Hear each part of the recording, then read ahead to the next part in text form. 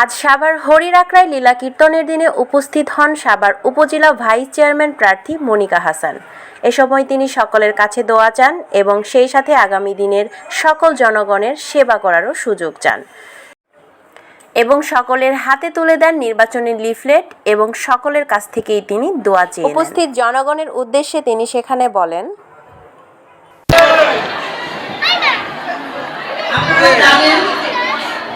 আসন্ন সাভার উপজেলা পরিষদ নির্বাচন অতি সন্নিকটে। আমার বাড়ি আশুলিয়া ঢালছড়া ইউনিয়নে। আমি আপনাদের সন্তান, আমি আপনাদের বোন, আমি আপনাদের ভাস্তি। আমি সাভার উপজেলা পরিষদের নির্বাচনে মহিলা ভাইস চেয়ারম্যান প্রার্থী। আমি আপনাদের সবার দোয়া চাইতে আসছি। আগামী 21শে মে নির্বাচনটি অনুষ্ঠিত হবে এবং আগামী 10রা মে আমাদেরকে প্রতীক বরাদ্দ করা হবে। প্রতীক বরাদ্দ করা আগে আবারও আসবো আপনাদের কাছে প্রতীক দিয়ে দোয়া চাওয়ার জন্য। আপনারা আমার জন্য একটু দোয়া করবেন। আমি যেন আপনাদের সেবা করতে আল্লাহ যেন আমাকে সুযোগ করে দেয়, আমি যেন আপনাদের পাশে থাকতে পারি।